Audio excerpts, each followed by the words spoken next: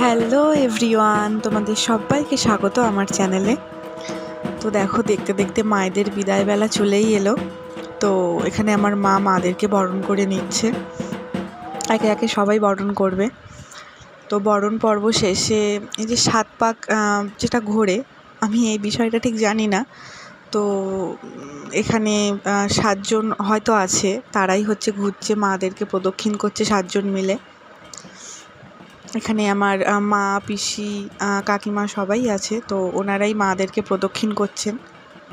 তো এই প্রদক্ষিণের সময় হয়তো একজন আইবুড়ো মেয়েকেও লাগে, তো তার জন্য বুনুকে ডেকেছিল প্রদক্ষিণের সময়, মাদেরকে প্রদক্ষিণের সময়। তো এবার মায়েদের বের করা হলো মণ্ডপ থেকে বিসর্জনে নিয়ে যাওয়ার জন্য আর কি।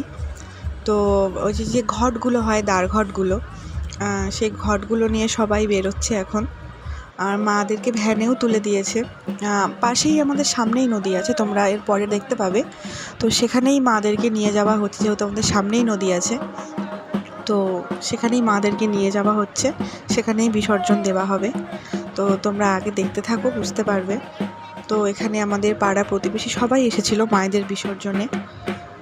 আর এখানে আমাদের বাড়ির সবাই মাদেরকে বের করে এখন নিয়ে যাচ্ছে। আর এটা আমাদের রাস্তায়, এই যে দেখতে পাচ্ছ নিশ্চয়ই একটু নদী আছে পাশেই, তো সেখানে নিয়ে যাচ্ছে মাদেরকে বিসর্জনের জন্য। তো আমরা দেখতে দেখতে এই যে নদীর ধারে চলেই আসলাম।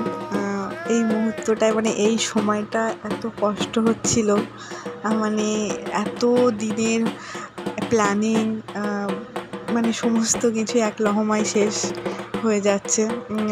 মাকে এবার বিসর্জন করবে। তো এই বিসর্জনের সময়টা এতটা কষ্ট লাগছিল। আবার একটা বছরের অপেক্ষা মায়েদের আসার জন্য আবার একটা বছর আমাদেরকে অপেক্ষা করে থাকতে হবে। তো তোমাদের যদি আমার এই ভিডিওটা ভালো লেগে থাকে তাহলে অবশ্যই আমার চ্যানেলটাকে সাবস্ক্রাইব করে দিও, আর পাশে থাকা বেল আইকনটা অবশ্যই ক্লিক করে দিও, যাতে তোমরা আরও এরকম নতুন নতুন ভিডিও দেখতে পারো। Thank you.